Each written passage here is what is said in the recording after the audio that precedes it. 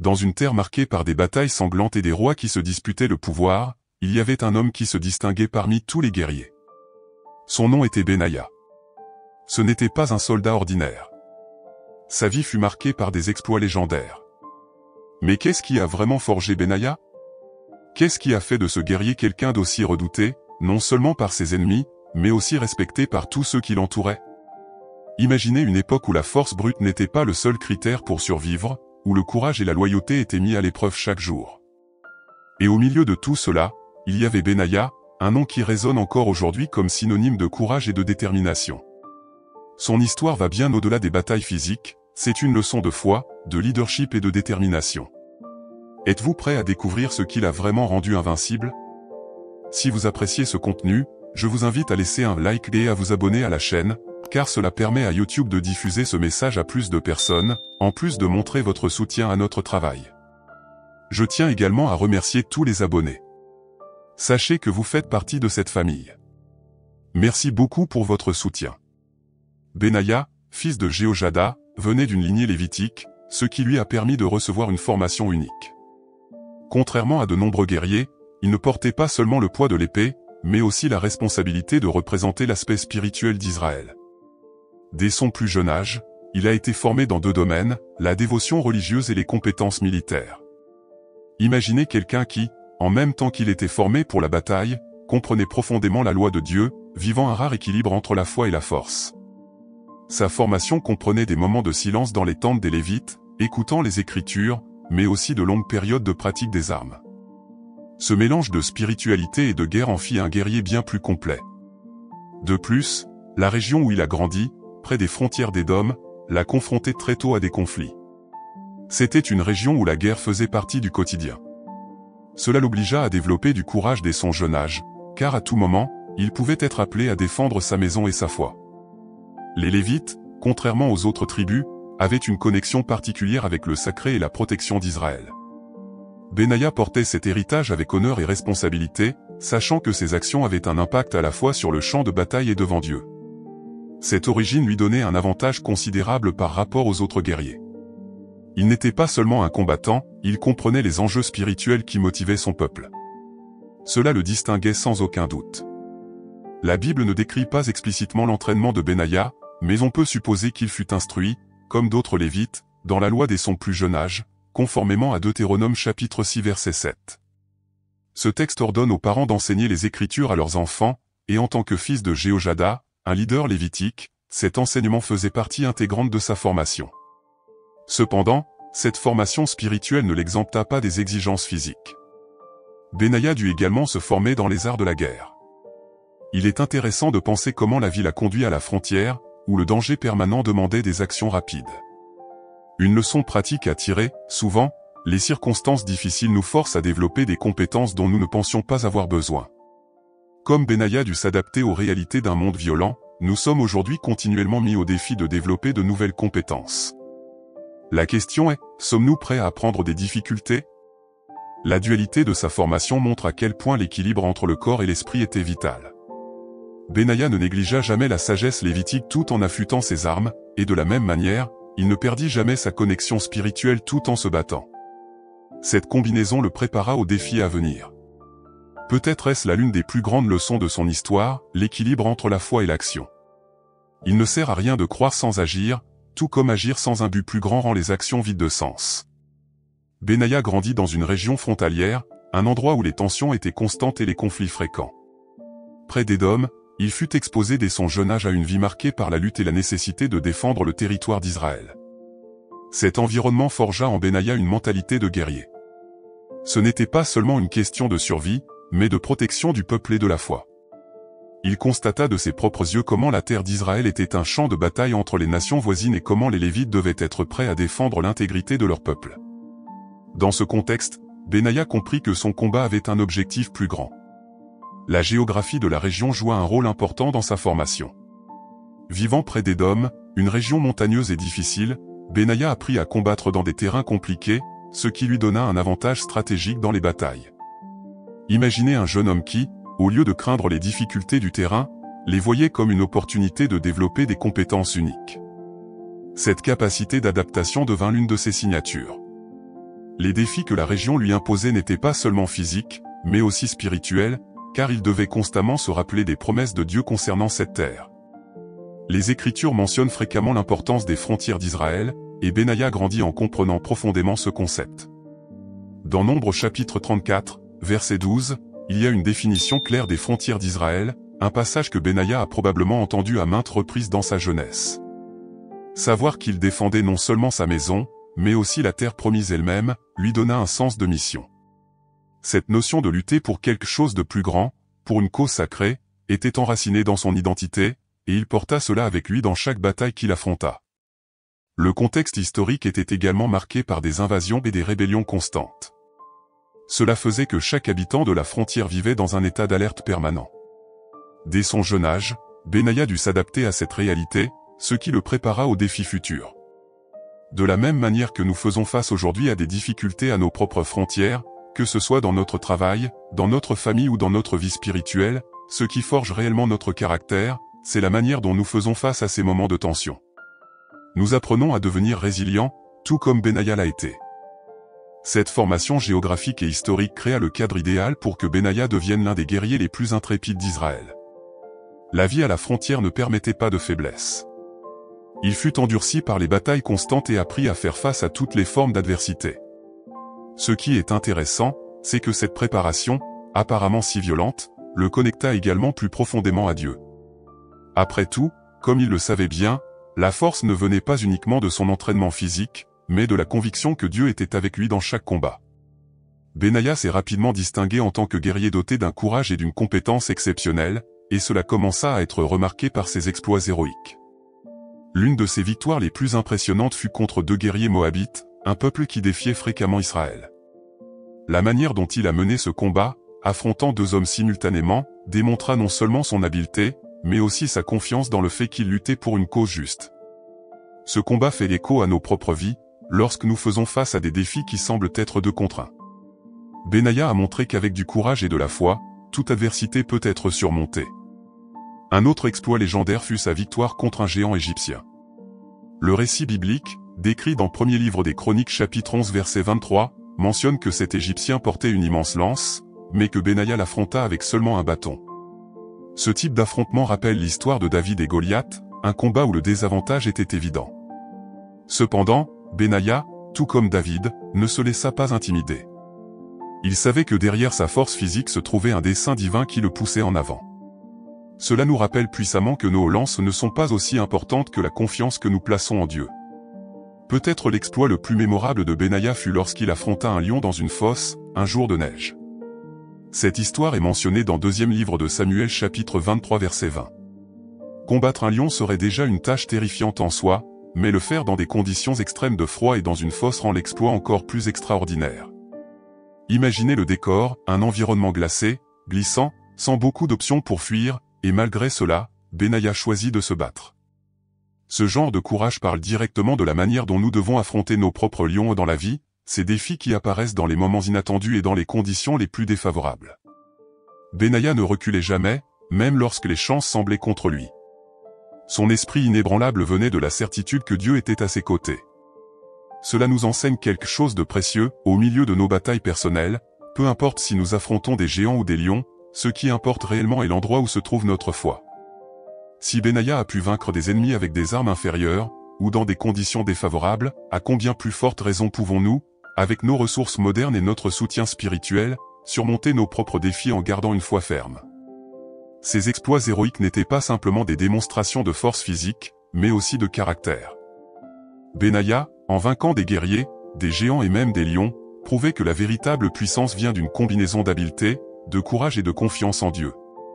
Et ces exemples continuent de nous inspirer aujourd'hui. Les batailles qu'il a menées étaient physiques, mais les leçons qu'il nous laisse sont spirituelles. Chaque victoire était une démonstration que, avec Dieu, même les batailles les plus effrayantes peuvent être remportées. Benaïa n'était pas seulement un guerrier redoutable, il se distingua également par sa loyauté indéfectible envers David. Dès le début de son parcours aux côtés du roi, Benaïa se montra un allié fidèle, prêt à défendre David en toutes circonstances. Cette loyauté allait bien au-delà d'une simple obéissance, c'était une alliance spirituelle et morale. Dans des moments critiques, comme lorsque David faisait face à des menaces internes et externes, Benaïa fut toujours à ses côtés, garantissant sa protection et son ascension au trône.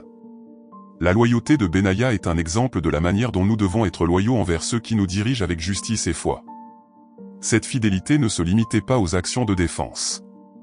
Benaïa prit également des décisions stratégiques qui contribuèrent à assurer la sécurité du royaume de David. Dans 2e livre de Samuel chapitre 23 verset 22, nous voyons comment Benaïa, avec d'autres grands guerriers, était considéré comme l'un des hommes de confiance du roi. Il ne se contentait pas de suivre aveuglément des ordres, il comprenait le poids des décisions et agissait avec sagesse, cherchant toujours le bien de David et du royaume d'Israël. Dans notre propre vie, nous devons réfléchir à l'importance de la loyauté que ce soit dans nos amitiés, dans notre travail ou dans notre vie spirituelle. Outre son rôle de guerrier loyal, Benaïa joua également un rôle crucial dans la succession de David. Lorsque le roi vieillissait et que la question de la succession au trône devenait délicate, Benaïa resta aux côtés de Salomon, l'héritier légitime choisi par David. Dans 1er livre des rois chapitre 1 verset 36, Benaïa exprime clairement sa loyauté envers Salomon en disant « Ainsi soit-il selon la volonté du Seigneur, le Dieu de mon Seigneur, le roi ». Cette attitude montre que sa loyauté n'était pas seulement envers une personne, mais envers le plan de Dieu pour Israël. C'était une fidélité au dessein divin, indépendamment des circonstances. La loyauté de Benaïa est un exemple vivant de la manière dont la foi et la loyauté vont de pair. Il n'était pas seulement fidèle à David, mais aussi à Dieu, qui avait oint David comme roi. Cette confiance mutuelle entre le guerrier et son chef était l'une des forces motrices qui assurèrent la stabilité du règne de David. Tout comme Benaïa faisait confiance à David, nous devons également faire confiance aux leaders qui agissent selon la volonté de Dieu, et en même temps, rester fidèles à notre propre foi. Cette loyauté est une force puissante qui peut transformer toute bataille. Benaïa, aux côtés de David, représente l'un des plus grands exemples de loyauté dans les Écritures. Cette loyauté, cependant, n'était pas aveugle, mais bien un choix conscient de suivre un homme de Dieu et de défendre ce qui était juste. Lorsque nous pensons à nos propres leaders, que ce soit dans la famille, au travail ou à l'église, nous devons nous poser la question, avons-nous la même loyauté que celle que Benaïa a démontrée? Tout comme lui, nous devons être des guerriers loyaux non seulement dans nos actions, mais aussi dans notre cœur et notre esprit. Après de nombreuses victoires et démonstrations de loyauté, Benaïa fut promu par David à un poste de grande responsabilité, commandant de la garde royale. Cette promotion n'était pas seulement une reconnaissance de ses compétences militaires, mais aussi de son caractère et de la confiance que lui accordait le roi. Être commandant de la garde royale signifiait être constamment proche du roi, veillant à sa sécurité et le conseillant dans des moments critiques.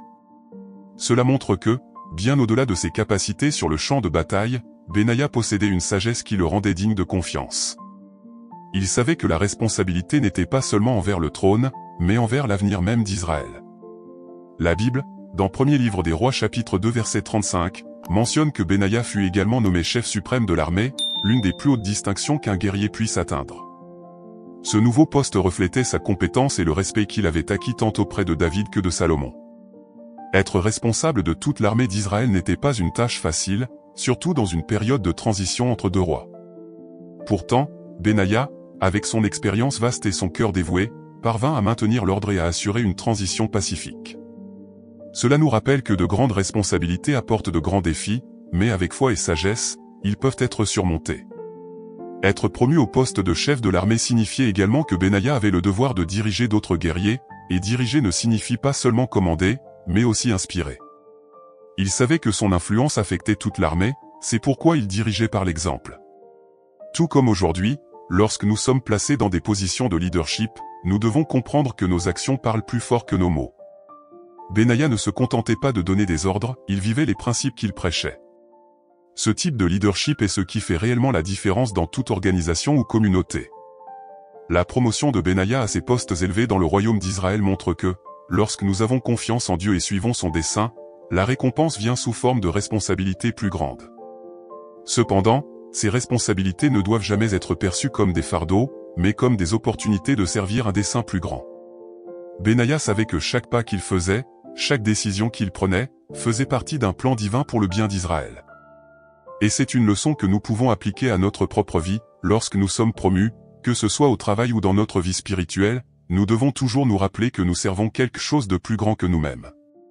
Lorsque la succession au trône d'Israël devint une question délicate, Benaïa joua un rôle fondamental dans la consolidation du règne de Salomon. Adonijah, le frère de Salomon, avait tenté de prendre le trône de manière illégitime, créant une grande menace pour le royaume.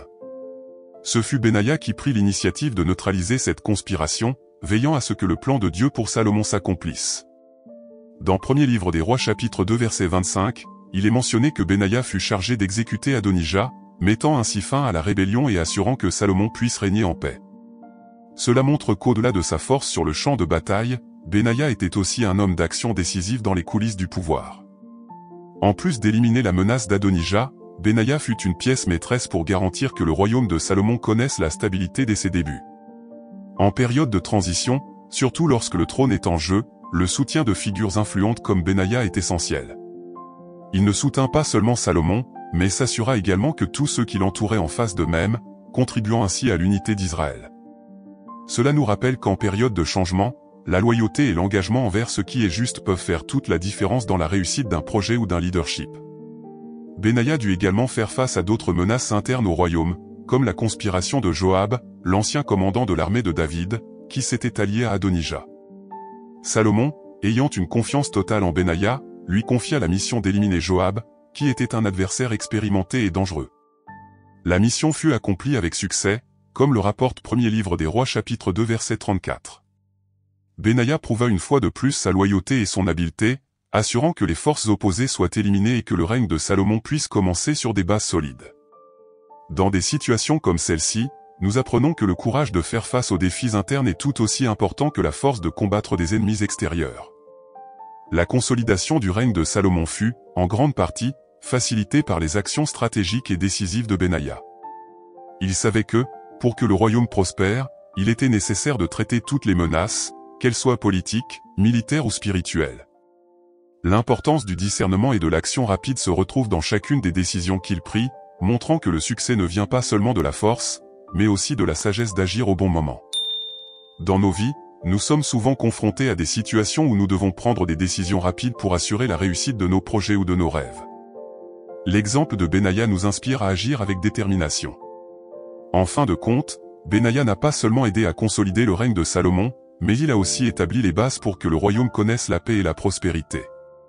Son rôle de leader fut crucial pour que Salomon puisse se concentrer sur les grandes œuvres et la croissance spirituelle d'Israël. Tout comme Benaïa fut une pierre angulaire pour le royaume, nous devons chercher à être des piliers de force et de stabilité dans nos propres vies et dans celles des personnes qui nous entourent. C'est une leçon puissante sur la manière dont nos actions peuvent influencer directement le succès des grands desseins. L'héritage de Benaïa va bien au-delà de ses victoires sur le champ de bataille. Son histoire est un témoignage vivant de foi et de courage, des éléments qui guidèrent chacune de ses actions. Dès son plus jeune âge, il apprit à faire confiance à Dieu, sachant que sa force venait d'une source bien plus grande que ses capacités physiques. Dans chaque bataille, il démontra une foi inébranlable, croyant que le Seigneur le conduirait à la victoire, quelles que soient les circonstances. Tout comme Benaïa, nous nous retrouvons souvent dans des situations qui mettent notre foi à l'épreuve, et c'est dans ces moments-là que nous devons nous accrocher à la certitude que Dieu est à nos côtés. Son courage fut également l'une des marques que Benaïa laissa aux générations futures.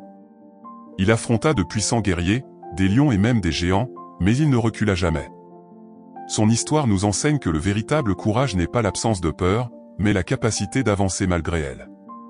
Dans les moments où nous nous sentons acculés par les défis de la vie, l'attitude de Benaïa nous inspire à aller de l'avant avec le même courage qu'il a démontré. La vie est remplie de lions que nous devons affronter, et comme il l'a fait dans la fosse un jour de neige, nous devons choisir de nous battre, sachant que notre force vient de Dieu. Benaïa nous laisse également un héritage de leadership, montrant que la véritable grandeur réside dans le service. Même après avoir atteint de grandes positions de pouvoir, il ne cessa jamais d'être un serviteur fidèle à Dieu et au peuple d'Israël. Cette humilité est quelque chose que nous pouvons tous apprendre. Peu importe à quel point nous gravissons les échelons dans la vie, nous devons toujours nous rappeler que nous sommes appelés à servir un dessein plus grand.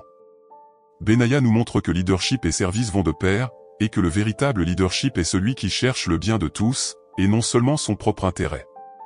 Le premier livre des Chroniques chapitre 11 verset 22 résume bien l'essence de Benaïa, nous rappelant qu'il était vaillant, accompli en exploit. Ces mots ne décrivent pas seulement ses victoires physiques, mais aussi la grandeur de son caractère et de sa foi inébranlable en Dieu. C'est le type d'héritage auquel nous devrions tous aspirer. Tout comme Benaïa, nos actions, grandes ou petites, peuvent avoir un impact sur les générations futures si elles sont faites avec foi et courage. L'héritage ne réside pas seulement dans les grandes victoires, mais dans la manière dont nous vivons notre foi au quotidien. En regardant la vie de Benaïa, nous voyons qu'il n'est pas seulement mémorisé pour les batailles qu'il a menées, mais pour l'exemple de la manière de vivre avec courage et confiance en Dieu. Sa foi guida ses actions, et ses actions renforcèrent sa foi, créant un cycle de victoire tant spirituelle que physique. L'héritage de Benaïa est une invitation à chacun de nous de vivre avec la même détermination, sachant que, tout comme lui, nous sommes appelés à laisser un impact durable. Et vous? Êtes-vous prêt à affronter vos propres défis avec la même foi et le même courage que Benaïa a démontré? Vous venez d'entendre parler des victoires de Benaïa et de ce qui a fait de lui un guerrier aussi légendaire. Maintenant, la question qui demeure est la suivante: comment pouvez-vous appliquer cette connaissance à votre propre vie? Peut-être est-il temps pour vous d'affronter vos géants, de combattre vos batailles avec le même courage et la même foi qu'il a démontré. Qu'est-ce qui vous empêche de faire le prochain pas? Tout comme Benaïa, vous avez aussi la possibilité de vous lever, quelles que soient les circonstances. Êtes-vous prêt à utiliser votre foi et à remporter les luttes quotidiennes? Si oui, mettez un like, abonnez-vous à la chaîne et activez les notifications pour continuer à apprendre des leçons aussi puissantes que celle-ci. Que Dieu vous bénisse, et à bientôt.